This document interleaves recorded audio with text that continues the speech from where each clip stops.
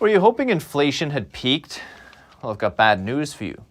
Not only did PCE inflation not peak in February, it was even higher in March, hitting 6.6% annually, a 40-year high. Doesn't seem to be slowing down either. Month over month, it surged by the most since 2005, 0.9% in a single month. Food and energy, the most basic essentials, rising faster than other prices. The Fed is now tipped to raise interest rates even faster to fight inflation, possibly doubling its current planned rate, but many worry that could slow the U.S. into a recession. GDP growth fell in the first quarter, even without any major tightening. As Brian Dimitrovic, economic historian and Richard S. Strong scholar at the Laffer Center, what rising rates mean for Americans. Well, I think mortgage rates are going to go up no matter what. So kind of the fad of buying houses, which really got going in 2020, might cool a little bit. And housing is not a bullish sign for the economy. I mean, people are putting all sorts of money in housing. They're not putting all sorts of money into investment in new goods and services. So there could be an asset portfolio shift back into regular investments. But I still see a high price of gold, and I see crypto that's not going down precipitously. So I think there's still a lot of question about whether or not this economy is going to churn out a lot of profits in the future. The financial system is much bigger now. We're talking about people putting their money into maybe non-productive assets, stocks or gold or whatever, versus into goods and services. Could that make a recovery this time even slower? Yeah, Paul, you put your finger on it. The financial system is a lot bigger than it was in 1971 when the United States went off the gold standard.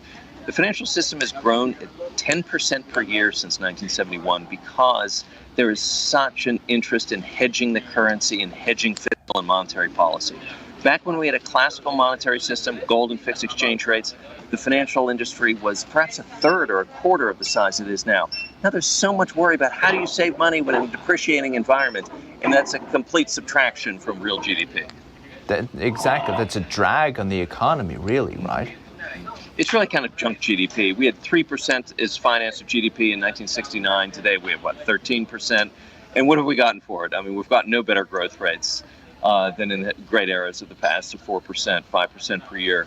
What that represents is when you don't have money that holds its value over the years, you have to allocate a very large amount of your economic activity towards hedging the dollar and hedging taxation. And that's what we're stuck with finance is 13%. Yeah. What is the solution to this? Because even the man of the moment, Elon Musk, said a lot of the smartest people are going into finance for this reason. Well, that's a bad sign. I mean, when you don't have the next Elon Musk going to Silicon Valley and going into the real goods and services section of the economy, then there's no reason to be bullish. I think the electorate is usually the wisest on this score. Americans love their American dream. They don't like paying a fortune for regular health care. They don't like paying a fortune just to save money. They don't like taking out student loans. I think all those areas of junk GDP are probably going to have to be curtailed over the next 10, 20 years, and I think the electorate will demand it. So I think we'll end up seeing political reform in the next election cycles, and we have a chance, therefore, of repeating the success of the 80s and the 90s. That's one to watch. Brian Dimitrovic, Laffer Center, appreciate it. Thank you.